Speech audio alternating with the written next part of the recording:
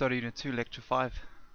This lecture focuses on inductors and soft magnetic materials which are used in inductors and transformers, which find extensive use in power electronics.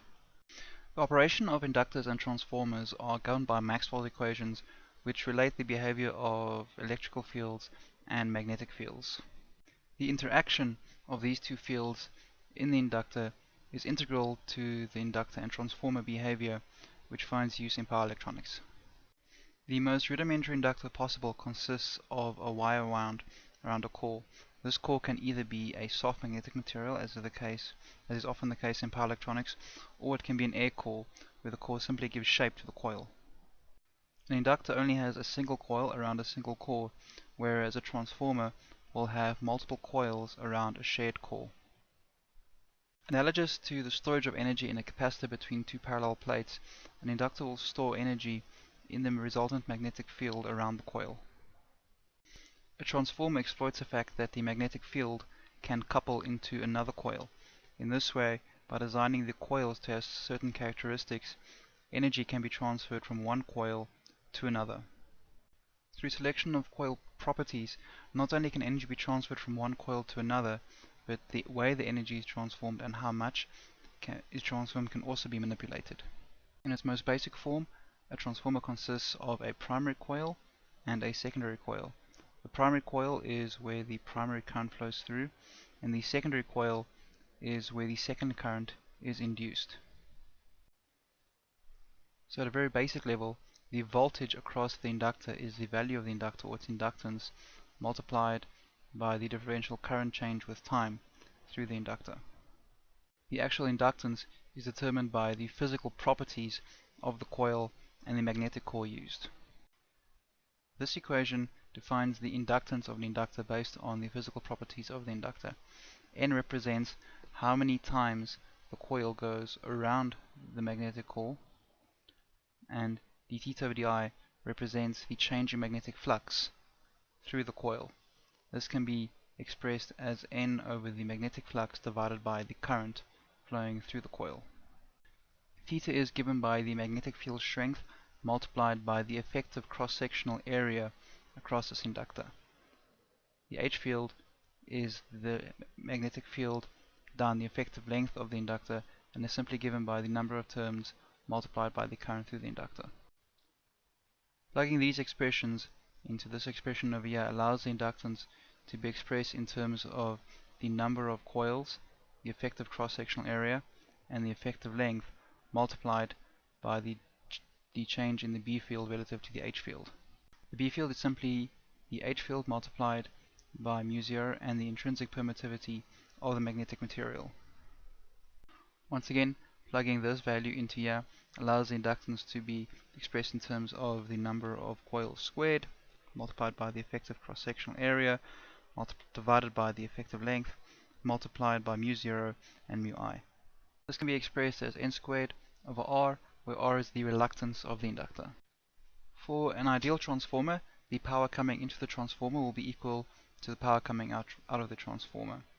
This can simply be written as the current flowing through the primary multiplied by 1 is equal to the current in the secondary multiplied by the ratio of the secondary coil to the primary coil. This can be expressed as the voltage across the secondary divided by the voltage across the primary equal to the ratio of primary to secondary coils. It is through variation of this ratio that the relationship between the primary input and the secondary output can be manipulated. From the previous screen, the characteristics of the inductor can be designed by choosing the type of conductor, the dimensions of the core, and finally the magnetic material type used in the core. In inductor, two material types are used: ferromagnetic materials and ferromagnetic materials, which are a subset of the ferromagnetic group.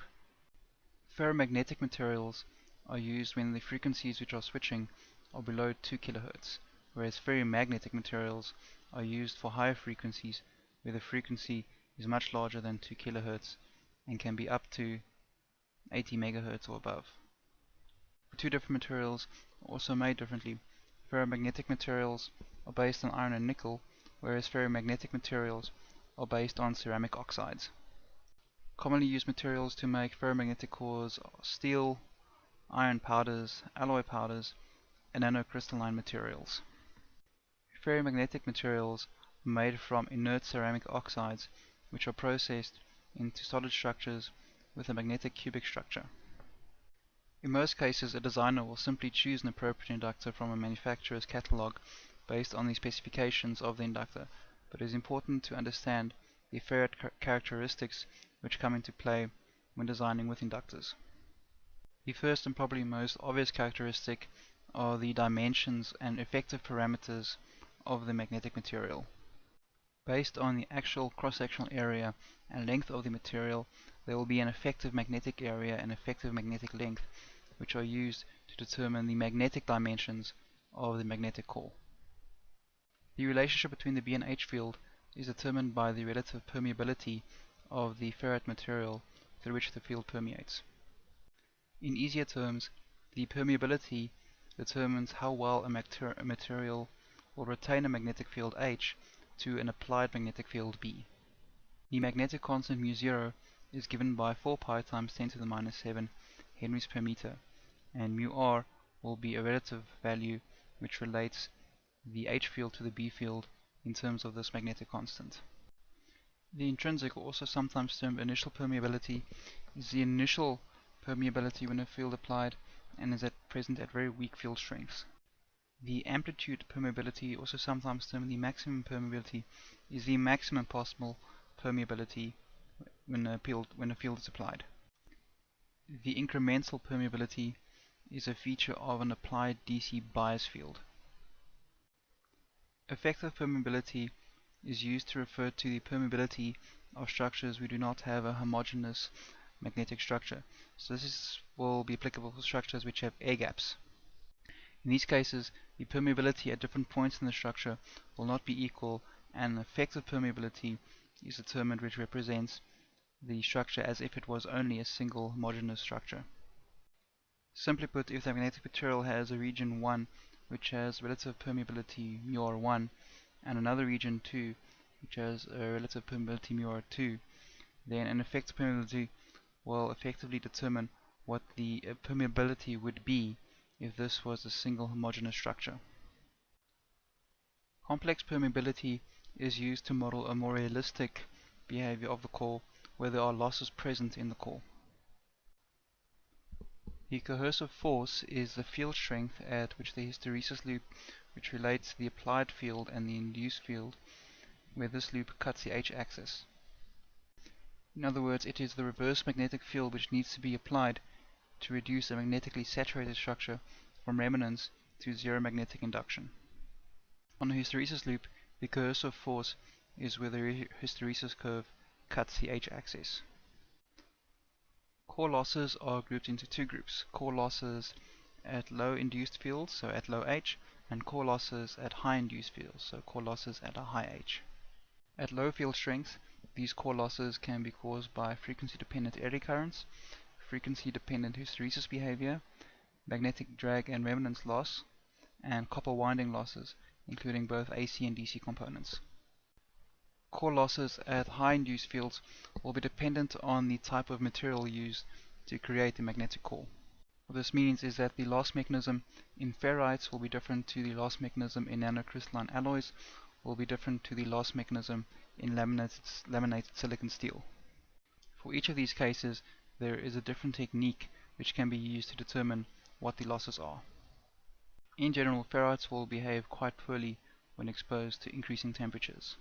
This is because at high temperatures, the Curie point temperature comes into effect, and the ferromagnetic materials lose their ferromagnetic properties and become paramagnetic materials. Mathematically, what is happening is that the effective permeability of the material tends to 1. This loss of magnetism is reversible, and as soon as the temperature drops below the Curie point, the magnetism of the magnetic material will return. Inductor stability is determined by three things: the parameter effects, time effects, and temperature effects. Parameter effects simply mean that depending on the application of the inductor, the physical characteristics and the permeability of the core will need to be designed to ensure inductor stability. Just as capacitors will degrade with time, so will the permeability of the ferrite material in the inductor core. This degradation or drift to a lower value is often modeled using a disaccommodation factor. This factor characterizes the material and allows for this degradation to be predicted.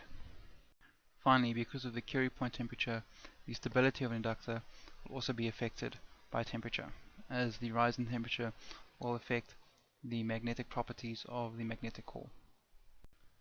Finally, the amount of energy which is stored in the inductor is given by half pH multiplied by V by C, where V by C is the effective volume of the magnetic core. If the inductor is not yet saturated, then the stored energy is simply half the inductance multiplied by the current squared. This concludes this lecture. The next lecture in Study Unit 2 will consider ferrite and inductor choke design as well as some aspects of transformer design.